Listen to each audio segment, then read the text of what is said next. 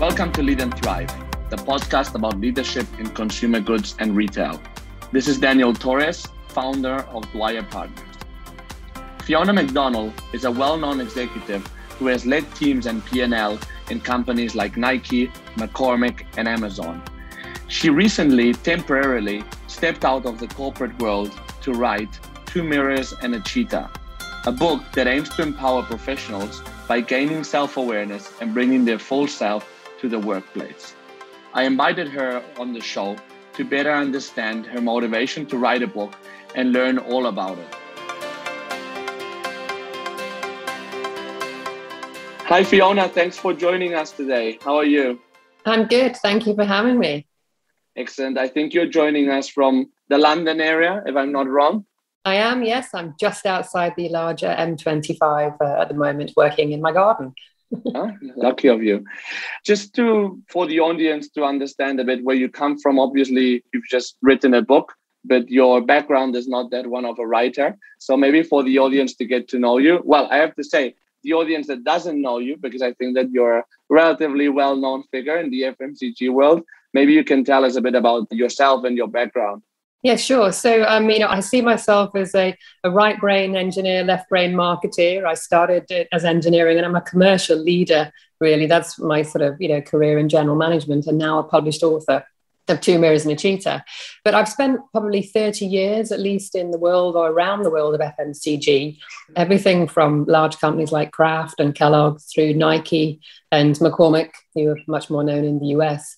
And recently 6 years at Amazon, a number of different roles, European beer, wines and spirits, and MD of UK advertising. So very much a commercial person, but, in recent years, I've spent a lot more of my time dueling alongside the day job with a focus on diversity and inclusion, where I've obviously been an exec leader of that at Amazon as well, and trying to get young kids into STEM and women into the world of engineering as well. So I wear a lot of hats, but strategist, catalyst, coach is how I put any name on it, if that makes any sense. Yeah. And within Amazon, which I know was your last role and where you spent a number of years, did you have like a specific role within the whole D&I agenda? Yeah, so I started doing some of their D&I when I was in Germany. So I was the director of toys in Germany when I was first at Amazon for a couple of years, and I only moved to the UK a number of years later. But I was actually the initiator of or driving the D&I agenda for the UK. So I was the executive sponsor for diversity and inclusion, which is now wider to obviously have equity, etc. in there. And it doubled up nicely with the fact I was the public spokesperson for the UK. And so it gave me a very luxurious position of being able to not only drive the focus on those activities, but have the channel to take it out there, and landed very fortunately on things like the BBC Breakfast News and other things like that, which are really important to get visibility on such critical topics in my mind. Yeah. And a lot of companies as well. It's difficult because of, the internal policies that companies have to get that visibility on other channels that are not like within the company, So. Yeah, I think, I had a rather unique position. Amazon's known for not being too out there in the media, and I was very lucky to have gained the trust to be able to do that, particularly on such topics that I care about, like women innovation was the key one at that time. Yeah. So obviously you were being very successful. You had been and were still very successful in your corporate career.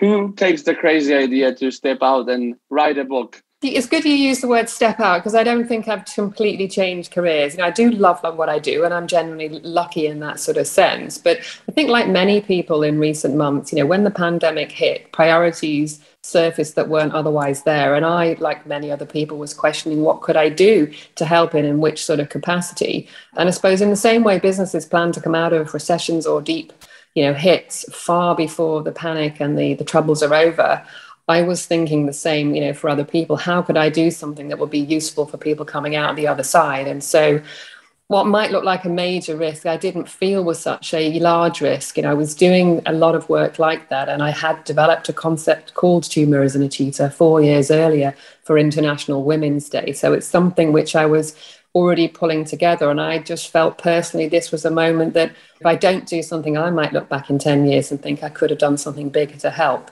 And so I sort of stepped out. I did resign and leave, obviously on good terms, could always go back there. I don't ever rule anything out. But sort of taking a year to do something like that didn't seem a major thing versus some of the horrendous conditions that, key workers were going through every day, and the amount of people who generally made big sacrifices. I see what I did as small in comparison to that. And I've tried to sort of make something of it that's helpful, and we'll see if it does actually serve that purpose. Yeah, which actually you referred to the name of the book, Two Mirrors and a Cheetah. Why Two Mirrors and a Cheetah? Maybe you can tell us a bit more about that. Yeah, so the full title is Two Mirrors and a Cheetah, Think Differently, Own Your Career and Succeed by Being Yourself. And at the end of the day, when I was pulling together this original keynote speech, very coincidentally, having spent many, many years in and around brands, I know that it matters how you say things and how you package them as much as just the message themselves. And I was always noticing that very few people attended sort of women's networking events because it was designed to be a little bit too narrow. And I randomly pulled out this title. The theme that year was Be Bold for Change of the International Women's Day. So I called mine Being Bold is Being You. Two Mirrors and a Cheetah. And actually the German team said, sorry, we can't use that because it's probably an English euphemism that nobody will understand. And so that made me even hold on to it even more, that was my hook, that people were going to go, what is this woman talking about? And indeed, way more than a few hundred versus the 30 turned up, such that we had to move the event somewhere else. And I asked at the beginning of the speech how many turned up simply because of the title, and about 60% raised their hand. So I was sold on that being the title. But, what is it? Essentially, it's a selection of metaphors, important lessons together in a framework that hopefully makes it far easier to relate to and less intimidating for people that don't want to do sort of heavy workshop-y type stuff. Mm-hmm. I know that every mirror means something, and obviously the cheetah also means something. It's not a random selection of words. No. Can we dissect them? Yeah, sure. So if I give a real sort of broad brush thing of how they are, they're introduced in a way that will help them to be memorized. But in real sort of broad brush terms, number one is very much about self-awareness. But I don't mean self-awareness in a sort of, do you know how people see you point of view. There's many layers to what you know about yourself, and really sort of decoding them, looking at them, being super honest is all about essentially looking into that metaphorical mirror number one. And now the second mirror, which is a play on words in a certain sense about, mirrors are reflective and they send light back. And what I think holds many people back in being themselves and sort of succeeding in certain ways in their careers is the fact that they don't deflect away the negativity. The confidence eroding stuff, the fear of failure, the lack of confidence, the hanging on to preconceived ideas. And so that mirror is all around a play on stuff, and it's related to a Disney character to help it sort of link into the memory in a more playful way, because it's a difficult one to talk about being authentic, really. Mm-hmm. And then the cheetah, which I came across whilst watching the telly with my kids, actually, and the kids influence a lot of what I do in my work all the time. And we were watching these, 10 Deadliest Animals, I think it was. And up there at sort of number 2 was the cheetah. And it struck me in that moment, particularly when I was working on diversity, that you have this tiny, nonetheless very aware, self-aware feline animal up against hundreds of massive wildebeest. What are the chances of success? And it looks unlikely if you just look at the situation the way it is. But because of the knowledge of the skills, the knowledge of the limitations that this beast has, and of course, painfully acute understanding of the environment, the cheetah is able to succeed. And so I play that back into our lives or our work world and say, do we have that sort of grasp on our own stuff? And actually, the environment, and what I mean about environment is very much conditions for success, everything from jobs, from companies, and from managers. There's so many complexities there that affect how we all are and how we perform and how we feel that we tend to neglect when we just focus on the skill set of people. And the cheetah, to me, is a sort of a useful metaphor of being able to come back to how you deal with all those things and how you navigate through change situations time after time and read things. Does that make sense? Yeah. I think that the analogy of the cheetah and the wildebeest, for me, was very clear. So absolutely. Why do you think it's so important to be yourself at work specifically? Like, I think that we're coming a bit from like the cliche or the belief that there's like a personal side and a professional side to everyone. No, we always wonder how my friend is at work, or I wonder how my colleague is in there when they're having beers with their friends. Yeah, I mean, there's a number of angles that convince me. I mean, the first one, if I look at myself, so just before I had kids, I was already in a managing director role, and I was working sort of crazy hours, negotiating with unions. It was a full-on thing. And I did wonder, how would I fit in the same day job with kids, adding being a mother into that whole mix. And then, of course, we're coming back in after what was admittedly a rather short Dutch maternity leave, how to sort of do those things. And I found that instantly, when I forgot worrying about trying to be a certain person at work, because I didn't have brain space and didn't get enough sleep, and I didn't have time to do that, I prioritized automatically in a different way. I was the same person at home as at work, but I set conditions with people so that they understood that, how we were going to do things. And I found it probably the largest productivity gain I've ever had in my career, because it dropped the stuff that wasn't necessary. I wasn't thinking about how to do things. I was doing it out of knowing what felt right. So that for me is a personal example that sees how it's beneficial. But there's lots of research been done as well on this. And I think it was the Harvard research a number of years ago, even was on Oprah Winfrey, actually, that a lady called Francesca Jean Gio, I think is how you pronounce her name. She looked into entrepreneurs pitching, for finances or for VC. And actually those who were essentially doing it more authentically as themselves were 3 times more likely to succeed. So there is some data behind that there. And then there's also quite a number of studies in the sort of, medicinal or wellness field, that when we are actually behaving as ourselves, that there's less frustrations or internal stresses, etc., and it leads to greater wellness. I hesitate to sort of overly define stress, because it is an area that I'm not educated. I'm not equipped professionally to do that. But there is data out there that shows that we're doing some stuff like that it's better for us mentally in the long run. Mm-hmm, mm-hmm. And I guess that to be ourselves, we need to know ourselves, no? And I think that's like the mirror number one about being like self-aware and probably like understanding ourselves. How do you do that? So, I mean, first of all, when I've mentioned this to some people and they say, yeah, but we know enough about ourselves. And I think, well, do we? But if you think, I'm of the belief that we as individuals are probably the most fascinating computers we're ever going to be in charge of, if you think of it. And yet I look at people who own drones, okay, that think they know how to operate them and simply can't, and cause disasters, but they're not really willing to find out enough about how these things work to then really be able to control them. Or people who have mobile phones and don't seem aware of volume switches or various tones, etc., because they haven't understood enough how to operate something, and it leads to a lack of control of stuff. And the same is true of us, that if you don't really have a thorough understanding, then you're not genuinely able to control many different facets that you have. In fact, many people aren't aware of them all. And I'm not just talking about, what are your strengths or weaknesses, but you probably know this yourself from years of recruitment.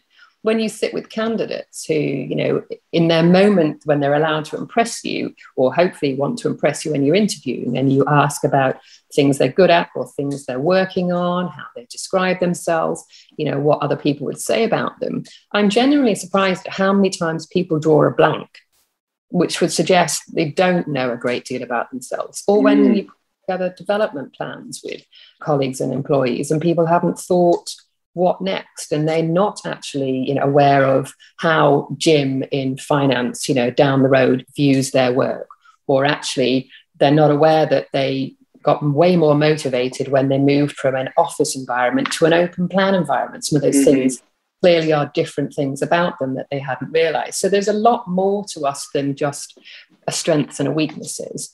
So what I'm encouraging and sort of putting a bit more structure around in the book is to split it into 4 areas. There's loads of ways of doing this. And I suppose I've put something out there as a structure for argument's sake. I don't care if you take a top trump or a Pokemon card or whatever it is that you think has enough dimensions that you would then say, how would I write that for myself? And you start to see how many things you have.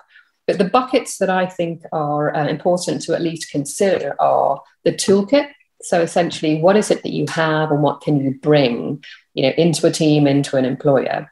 Your strengths, your weaknesses, but where you get your energy and where you're going to be able to bring that in and contribute. You've then got this bucket that is the motivators and the things that drive you. And that's, your values as well as your priorities. But part of that's, your character and stuff. So there's things that drive you. And then there's and quite importantly now, which was resonating with your previous podcast, actually, how you like to work, your work style. What do you need? How do you prefer to work? Are you autonomous? Do you need tight control? What type of environment? All those things are relevant in a team, remote, not remote, tech, not tech. Yeah. And then finally, and most importantly, and what I see quite often a vacuum of in working with some senior people is the impact you have on other people, with other people. And how do you perceive yourself the way others perceive you? Importantly, and when the mismatch in those, clearly you get tensions rise. And then the ultimate one that's really important right now as we think a lot more around mental health, that do you understand what pushes your buttons? Do you understand what are your stressors and what that looks like when they're being activated? So there's a whole load of elements there that probably don't come to the surface when we use the word self-awareness, but that's when you put them all together. That is almost like a character map. And I call it a product map because you have so much more about you that's unique, that's worth looking at. And finally, why do I care about that particular thing? Because if I step back and look at the diversity and inclusion angle, I'm a huge believer that unique perspectives, diverse perspectives are what we need to have for the better outcomes. And we have inherent diversity, which we're all sort of born with, the stuff can't change, but we have acquired diversity. So you and I are products of our experiences, actually. And unless we look at those, we miss another angle. And then cognitive diversity is the skills of thought we've grown up with and the way we look at stuff. And those three together are rich. But if they're only looked at in a tiny, small, inherent diversity or skills of an individual, we miss out on a huge amount of stuff that makes us unique. I know that's a bit long-winded, but I'm quite passionate about so much more than we look at. Well, I think that you needed to be long-winded just to go over all the different parts that this has, because it is true that sometimes when we focus on an interview process, it's pretty much about, experience, potential, personality. But of course, these are very broad things that we're looking at and not necessarily going into like what you said, what pushes you, what doesn't push you, like to work autonomously or don't. With all this complexity though of like our personality, when we self-assess and so on, when we're talking about like company culture, we tend to put pretty broad terms to define a company specific culture. But also it's sometimes a competitive advantage for companies that they have very clear what their culture is and what there isn't. How can these things get together in terms of like diversity and inclusion and being true to a company's culture? Or do you think that the whole concept of company culture has to be revisited? It's a really interesting one, what is company culture? And I think, just seeing all the different sort of conversations, even on social in recent months, many people define that differently. And I think I've been in many different cultures myself, actually, and it's not just defined by the set of norms or the values or principles that companies say they have, and very much how the work happens on the ground, how people or teams interact with, the technologies they use, the types of meetings they run. Certainly at Amazon, I had to get used to working on a 6-page document instead of a PowerPoint. That is a cultural thing. Or working with data and not having opinions. It's a cultural norm in different businesses and how to value different types of things. And I think companies are right to have a culture that's the way they want to work. That is a sort of an identity. But how individuals fit in, there has to be respecting, of course, that people are different. But I don't think it's a case of having to change company cultures wildly to fit in everybody. I think for every individual who understands what they need and how they do and don't work, some cultures will be better for them than others. I'm not suggesting that, companies should completely change to fit in absolutely everybody. I think there needs to be a balance there of recognizing that some places won't work for some people. And there's going to, understanding where those extremes are for companies and individuals is the important thing. So if somebody has a certain need to, so I focus on the sort of office plan. When I worked in Germany and I worked in the UK, and those are very, very starkly different environments. There's much more open plan I experienced in the UK versus a little bit more compartmentalized, quieter, almost lower energy in some of the German parts of businesses. Now, those to me are sort of two different cultures, the same company, but the geographical or nationality element has changed a little bit.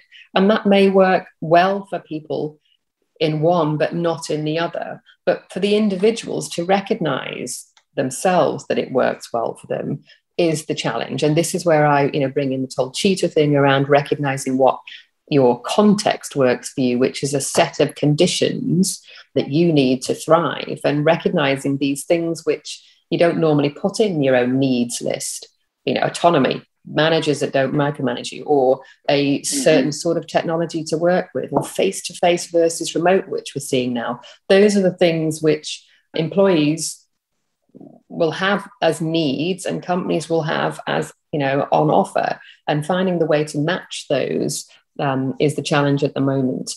But the diversity thing, I think, is slightly separate in the sense that, everybody should be able to be valued as themselves. And so being able to respect people, appreciate people, and have managers who create inclusive environments that don't have bias in them is a sort of separate equation. However, if individuals aren't able to be themselves, then managers can't understand what those individuals need. So there is also, a healthy balance needed of people setting the tone by turning up as themselves. Myself as a leader, I turn up as myself to create an environment that's safer for other people to do so. And by doing that, we can learn what we all need from each other as well. That's a winded answer again. Not at all. No, I was wondering as well, like from your point of like changing companies and so on, do you think that by reading this book, if you'd read your own book when you were younger, do you think that you would have done, what would have taught you, or would have you done things differently? I most definitely would have done things differently, or learnt or watched out for things. Clearly, a lot of the anecdotes in there are my own, and I'm very openly and honestly deconstructing them to be of help. So there's the walls that I ran into, they are displayed in a hopefully useful way throughout the book.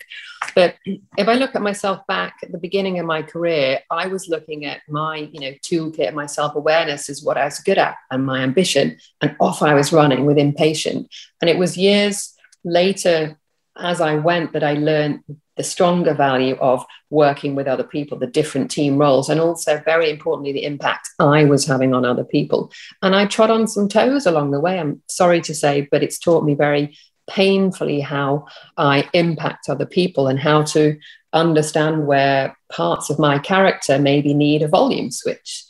So all of us have different characteristics, but being able to control them and dial them up and down for different audiences is a real skill that you can only start to work on when you know things exist.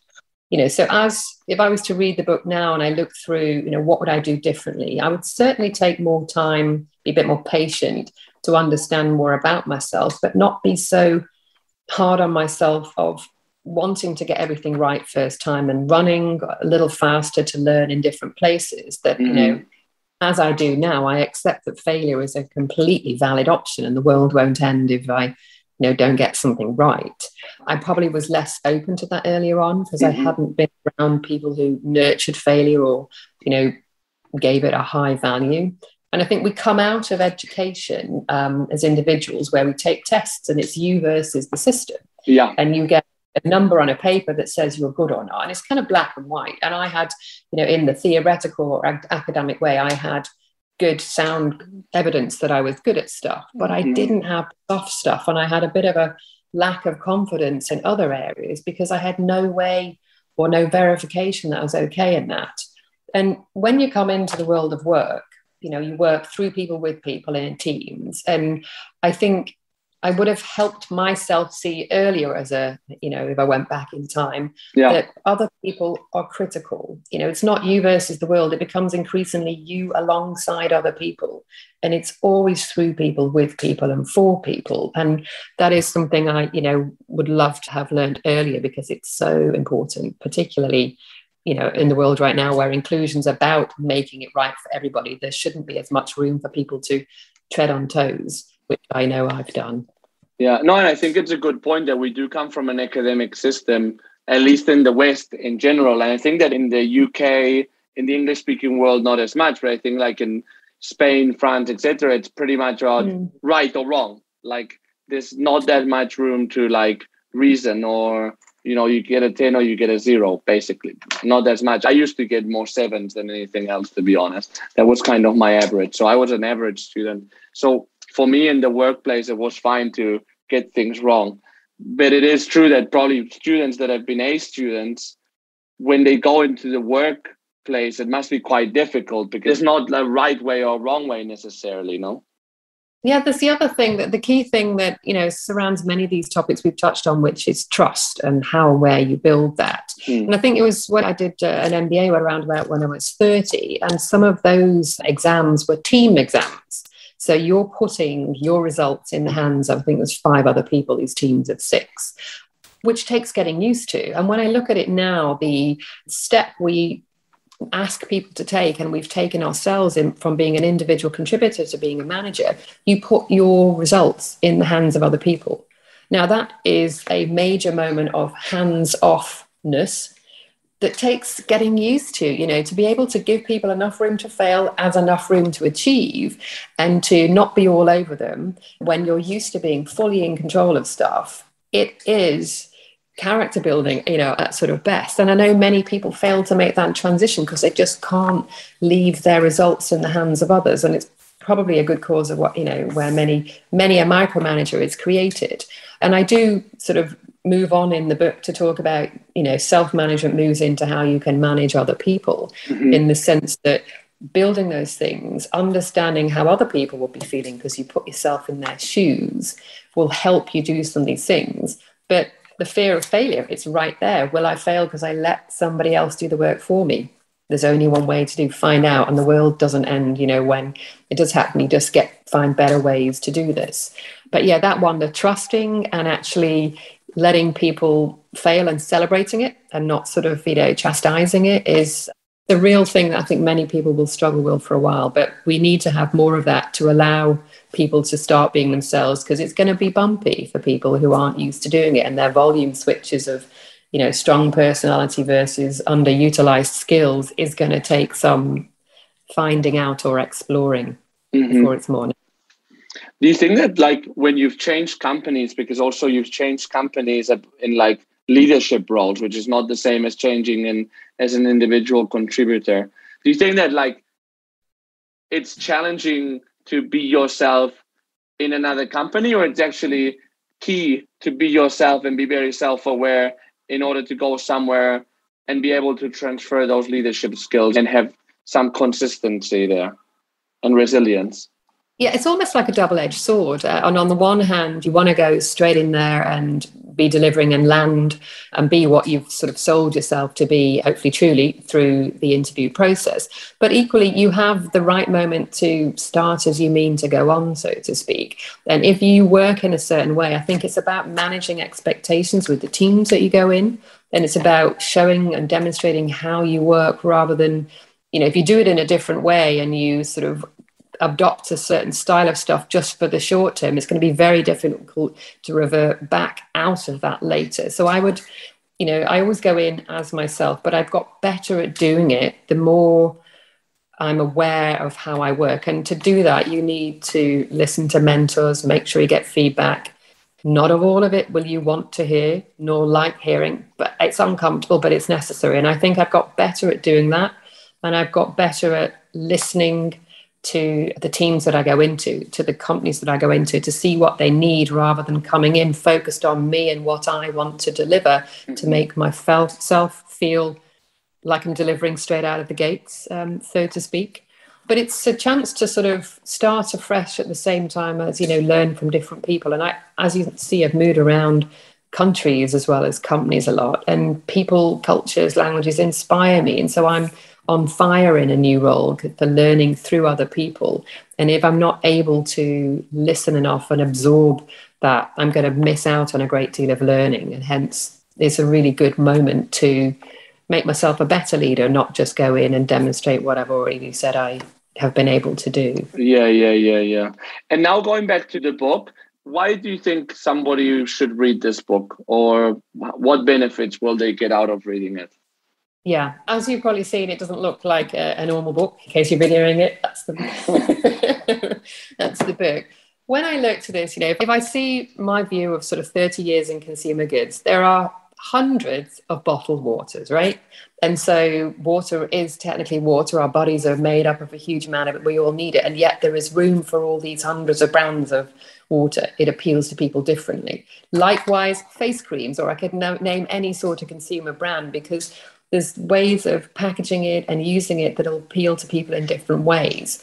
And when I've looked at the career advice out there, as I said, when I generated my speech originally, a lot of it can be a bit workshoppy, it can be quite technical, or it can be a bit too touchy, spiritual for people who don't want to discover these self things. Mm-hmm. And I think there's room in the middle for some genuine, honest storytelling and a bit more fun. So I see how my kids learn stuff through play, as many parents do, and it goes in so much easier. And yet, career development or personal development at work, it's not always easy to do because everybody responds to things differently. And I was sort of lucky that people have responded to my slightly crazy storytelling. It's how I lead, but it's how I, give speeches. And then it seems to have gone down well. And so I'm very much testing the waters to see if this will work for people. I'm open to the fact it might completely fail, and that's okay. I won't like it when it happens, if it happens, but it's one of the options. And so I've made it playful and hopefully so nuts that it's memorable. I don't think there'll be another career book called Two Mirrors and a Cheetah.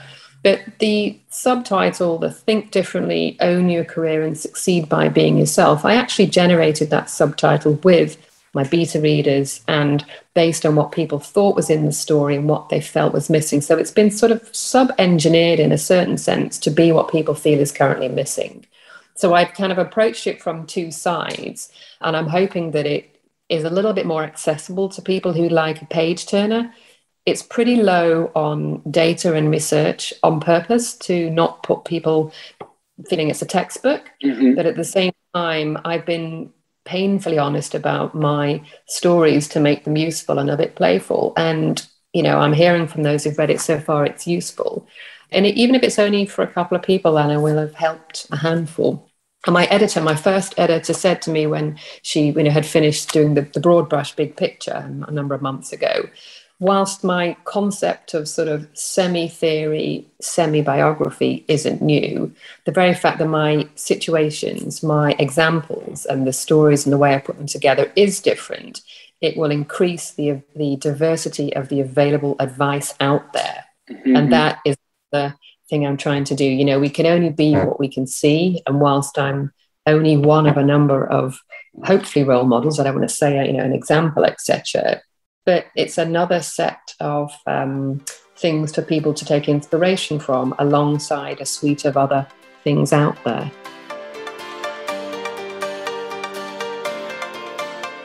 This was Fiona McDonnell. Her book, Two Mirrors and a Cheetah, is already available and you can find it on Amazon and Barnes & Noble. Furthermore, I invite you to check out her personal website and follow her on LinkedIn for more interesting insights about career and leadership. The links are available on the notes. And thanks for joining again, and see you on the next episode. And there will be some major changes on the podcast next year. More news coming soon.